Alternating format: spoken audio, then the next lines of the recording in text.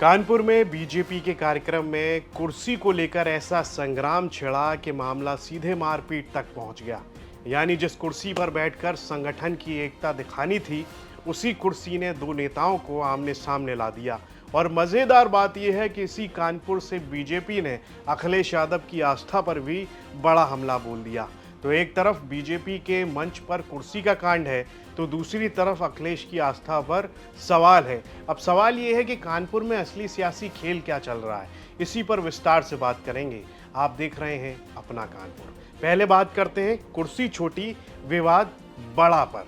कानपुर के केशव नगर में मौजूद बीजेपी कार्यालय में प्रदेश महामंत्री और कानपुर बुंदेलखंड क्षेत्र के प्रभारी शंकर लाल लोधी के स्वागत में कार्यक्रम चल रहा था।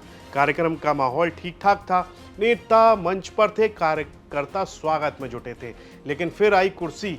मंच पर बैठने को लेकर पूर्व जिला मंत्री शिव पूजन सविता और जिला सह मीडिया प्रभारी डॉक्टर विनय सिंह राठौर के बीच कहासुनी शुरू हो गई। और देखते ही देखते बहस का लेवल ऐसा बढ़ा कि बात हाथापाई तक पहुंच गई। कपड़े तक फट गए। नेताओं ने बीच बचाव करके मामला शांत करा, लेकिन कहानी अभी बाकी थी। कुछ देर बाद दोनों फिर आमने सामने आ गए। यानी कुर्सी ने ऐसा विवाद कराया कि मामला मंच से निकलकर बीजेपी कार्यालय के बाहर तक पहुंच गया। बाहर भी दोनों के बीच मारपीट हुई। डॉक्टर विनय सिंह राठौर के कान में चोट लगने से खून तक निकल आया।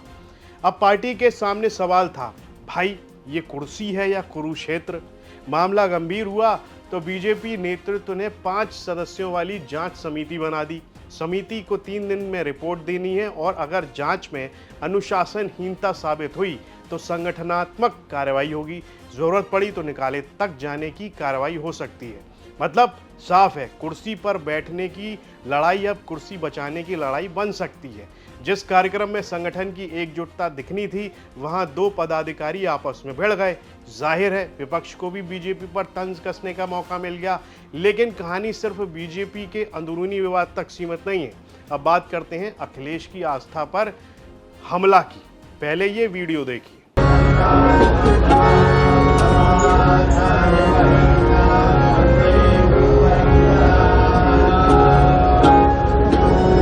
दरअसल 19 अगस्त को अखिलेश यादव लखनऊ में भगवत कथा में शामिल हुए थे, जिसके बाद कानपुर में बीजेपी के पूर्व उप मुख्यमंत्री डॉक्टर दिनेश शर्मा ने समाजवादी पार्टी और अखिलेश यादव पर निशाना साधा। मानस संगम कार्यक्रम में दिनेश शर्मा ने अखिलेश यादव की धार्मिक श्रद्धा पर सवाल उठाते हुए कहा कि श्रद्धा सिर्फ बयान देने से साबित नहीं होती है, बल्कि कर्म और व्यवहार से दिखाई देती है। उन्होंने सपा के पुराने राजनीतिक दौर का जिक्र करते हुए आरोप लगाया कि उस दौरान पंडितों और ब्राह्मणों को सम्मेलनों से, प्रेस कॉन्फ्रेंसों से भगाया जाता था। वही पंडित जिनको वो अपनी सभाओं से, अपने प्रेस कॉन्फ्रेंस से भगाते थे। तो अब जाहिर सी बात है, श्रद्धा नाम से नहीं, क्रिया और कर्म से होती है। और मैं समझता हूँ कि समाजवादी पार्टी अपना, भारतीय जनता पार्टी के कार्यकर्ताओं का और जनता का सकारात्मक रूप देख के अपने आप को तैयार नहीं कर पाती, वो भ्रम की स्थिति में। मंदिर बनवा रहे हैं लगातार, हर मंच। अरे अभी तो रामलला के चरणों में सब जाएंगे। जो कहते थे, कभी पुराना बयान सुनिए कि हम पूजा नहीं करते, भगवान नहीं मानते। बीजेपी का सवाल है, जो लोग पहले ब्राह्मणों से दूरी की राजनीति करते थे, वही अब धर्म और आस्था की बातें कैसे कर रहे हैं। दिनेश शर्मा ने अखिलेश यादव के अयोध्या और राम मंदिर से जुड़े रुख पर भी तंज कसा। उन्होंने कहा कि इटावा में मंदिर भी बनेगा और वो समय भी आएगा जब पूरा परिवार रामलला के दर्शन करने अयोध्या जाएगा। यानी संदेश बिल्कुल साफ है।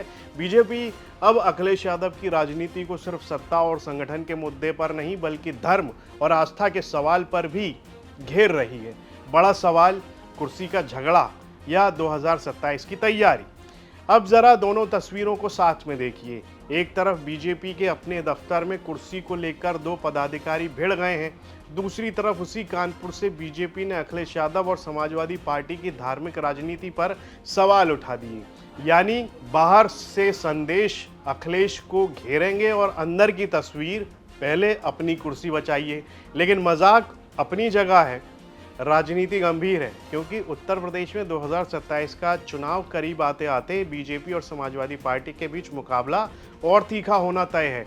कानपुर जैसे शहरों में संगठन को मजबूत रखना बीजेपी के लिए बहुत जरूरी है। वहीं अखिलेश यादव की रणनीति को धर्म, आस्था और हिंदुत्व के मुद्दे पर घेरना बीजेपी के बड़े चुनावी नैरेटिव का हिस्सा हो सकता है। तो कानपुर से दो संदेश निकल रहे हैं। पहला, बीजेपी को अपना घर और संगठन संभालना होगा।